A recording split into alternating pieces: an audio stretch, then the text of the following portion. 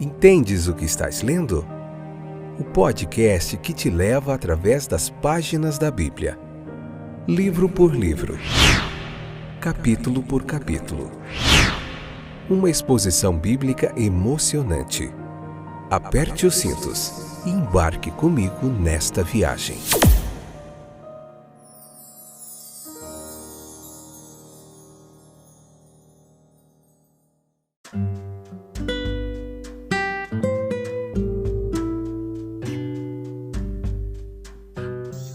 Olá, eu sou o Fábio e esse é mais um excepcional, fora de série, fantástico episódio do podcast Entendes o que estás lendo. Nossa jornada continua. Meu bem-vindo a você, como vai vocês? Tudo bem? Espero que sim. A gente está aqui, firme e constante. Se a gente não puder correr, nós caminhamos. Se não pudermos caminhar, a gente vai se arrastando, mas nós vamos até o fim nesse propósito. Marcos capítulo 24, parte 1, episódio de número 555 e a 7ª temporada, onde nós estamos vendo o livro de Números capítulo por capítulo nesse estudo sequencial da Bíblia, essa espécie de pregação expositiva que nós fazemos aqui capítulo por capítulo, e a sua companhia, a sua audiência, a sua paciência é o que nos dá ânimo, nos estimula a continuar. Aqui a gente tem uma comunidade que cresce toda semana, diariamente, de milhares de pessoas que nos escutam em vários lugares do Brasil e do mundo, e a gente está junto para aprender mais da Palavra de Deus. A Palavra de Deus, ela nos ensina, nos instrui, é lâmpada para os nossos pés, ilumina os nossos caminhos, enfim, nós não podemos desprezar o momento de leitura bíblica. É importantíssimo. Não somente ler, mas entender, compreender todo o contexto, toda a história, e é isso que eu estou aqui para te ajudar, com mais de 25 anos aí de caminhada, de jornada, através da Bíblia aí, de teologia, de estudo, e a gente quer compartilhar com você. Estamos quase 3 anos, entrando no 3º ano que nós estamos aqui, fazendo esse trabalho, com muito carinho, para você entender mais o texto bíblico, tá bom? Então vamos lá? Você encontra esse podcast no Spotify, no Deezer, na Amazon Music, em vários distribuidores de podcast. Entendes o que estás lendo. Escute, compartilhe e Deus abençoe sua vida. Então, vamos continuar falando de Balaão, a 3ª parábola de Balaão, Números capítulo 24, parte 1 ao 9.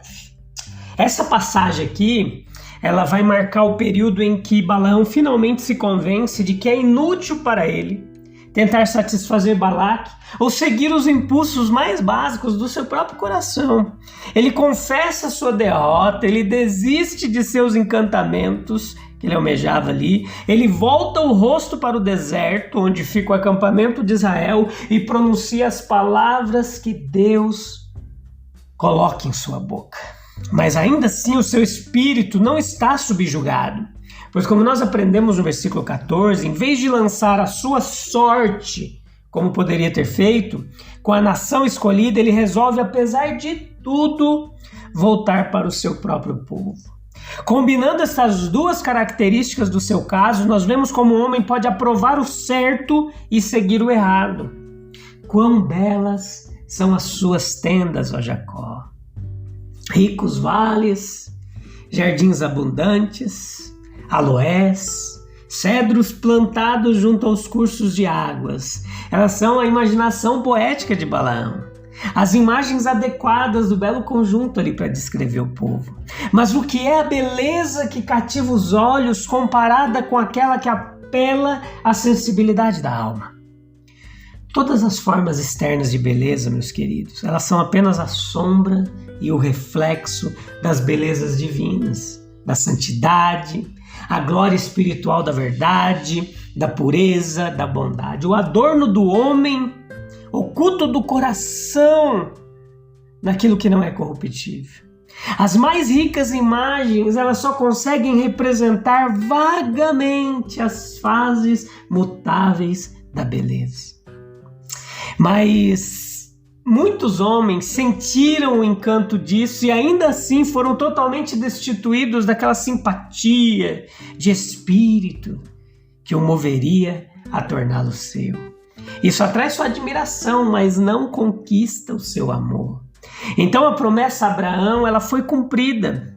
Gênesis 22, 16, 17, em tua descendência serão benditas todas as nações da terra.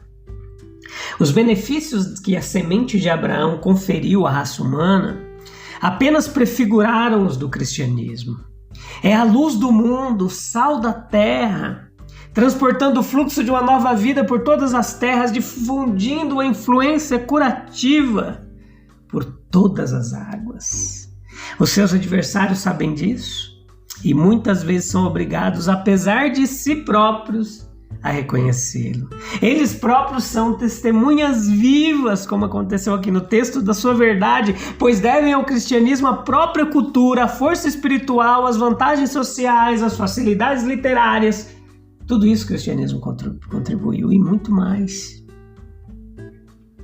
Veja que a maneira triunfante pela qual Deus conduziu seu povo para fora do Egito foi profética do poder que sempre deveria ofuscá-los e habitar entre eles. Muitas vezes uma força latente e adormecida, como a de um leão adormecido, mas irresistível quando se desperta para resistir aos seus inimigos. Tal poder, representado em Israel, também habita na igreja redimida. Deus está no meio dela, ela não será abalada. As armas de nossa guerra não são carnais, mas poderosas em Deus. Nada tão forte e invencível quanto a verdade e a bondade. As armas da nossa guerra.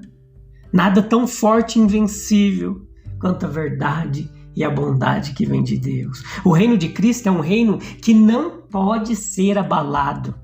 Muitos homens cujo coração não teve nenhum tipo de simpatia pela causa desse reino, eles foram incapazes de suprimir a convicção secreta de que ele certamente venceria o seu caminho, até que terá derrotado todos os seus inimigos e coberto a face de toda a terra. Versículo 14. E agora eis que vou para o meu povo. Ele retorna aos seus hábitos anteriores, mergulha novamente nas trevas, na idolatria, tendo primeiro o que parece Balaão aconselhado Balaque sobre como ele poderia corromper o povo, com fascinações carnais, a quem foi em vão amaldiçoar. E finalmente ele foi morto, como diz a história, a espada entre os midianitas. O que a gente aprende aqui, meus queridos? Nós aprendemos quão impotentes são as percepções mais claras da verdade na facilidade de alguém cujo coração está totalmente determinado a fazer o mal. Existem aqueles que detêm a verdade pela injustiça. Eles professam que conhecem a Deus, mas nas suas atitudes o negam. Na verdade, Balaão não merecia muita simpatia, visto como ele havia feito o jogo de Balaque desde o início. Mas se ele merecesse tanta simpatia, não a teria encontrado. Balaque não tem nenhuma consideração real por Balaão. Nenhuma consideração por alguém que está longe de casa e cuja reputação profissional será tristemente prejudicada por esse fracasso, em uma ocasião crítica. Os homens ímpios, na hora do desastre, mostram pouca consideração pelos seus cúmplices. Aqueles em cujos corações a tentação de alguma grande recompensa pelas más ações está começando a prevalecer, devem considerar que se falharem encontrarão pouca misericórdia ou desculpa. Quando os Balaques do mundo, eles colocam Balaão nos seus negócios, eles o consideram apenas uma ferramenta, um instrumento. Se a ferramenta funcionar como eles desejam, muito bem. Guarde-o com cuidado para uso posterior, mas se falhar, jogue-o sem mais barulho no lixo. Balaque age aqui com Balaão exatamente como se espera que ele haja. Ele atribui toda a culpa a Balaão. Ele não considera que os maus propósitos de seu coração devam necessariamente ser frustrados. 3 profecias cheias de assuntos solenes e importantes, proferidas aos seus ouvidos, não o tornaram nem um pouco consciente da loucura e da iniquidade do seu projeto. Ele vê, de fato, que o projeto deve falhar, mas está cego como um morcego para a verdadeira razão do fracasso.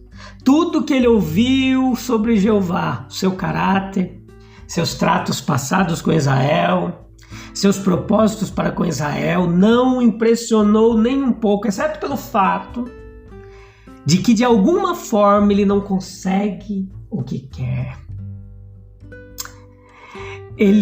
Seu projeto de maldição termina em um fracasso enorme, humilhante, e Balaão deve assumir a culpa por isso. Os homens ímpios, eles não podem dar crédito aos céus por todas as interferências oportunas nos seus negócios, nos seus esquemas. A culpa no olhar irado de Balaque era de Balaão e somente dele. De fato, o Senhor te afastou da honra, de fato uma palavra verdadeira, mas não aplicável da maneira que Balaque a pretendia. O Senhor manteve Balaão afastado da honra que Balaque teria conferido a ele. A lição para nós aqui, meus queridos ouvintes, é que sempre que qualquer plano egoísta nosso falhar, não deveríamos, como esse rei cego e obcecado, colocar a culpa em outro lugar, como se isso fosse nos exonerar. É claro que Balaão era o culpado, gravemente culpado, muito mais que Balaque, visto que ele pecou contra uma luz maior. Mas não devemos permitir que as falhas graves e evidentes dos outros lancem as nossas nas sombras. Na melhor das hipóteses, nós somos péssimos juízes das transgressões dos nossos semelhantes. Quando falhamos em alguma coisa, é de longe o caminho mais sábio, mais gentil, mais proveitoso dar atenção diligente às causas do fracasso que estão em nosso coração. Quaisquer que sejam as decepções que possam surgir na vida, nunca falharemos em nada de real importância, se apenas mantivermos o nosso coração reto para com Deus. Números 24, 15 e 25, nós vemos expressões como a estrela de Jacó, o cetro de Israel. A profecia final não solicitada por Balaque, que na verdade ele teria ficado feliz em pedir, vai muito além das preocupações do seu reino e do seu reinado. Ele se estende por uma extensão cada vez maior de espaço e tempo. Enquanto houver algum tipo de nação, Moabe a ser destruída, Israel deve continuar a prevalecer. Os reinos deste mundo não apenas se tornarão os reinos de nosso Senhor e de seu Cristo, mas nenhuma outra conclusão é facilmente concebível. O poder pelo qual Israel conquista um inimigo permite-lhe conquistar todos, e a disposição que o conduz contra um inimigo deve liderá-lo contra todos. Ele será atacado repetidamente e deverá se defender se for atacado. Deve expandir-se pela vida interior cada vez mais fortalecida. Quanto mais crescer, mais espaço necessitará, até que finalmente os reinos do mundo se tornem seus. A estrela aqui no texto ela é mencionada como símbolo de um poder governante.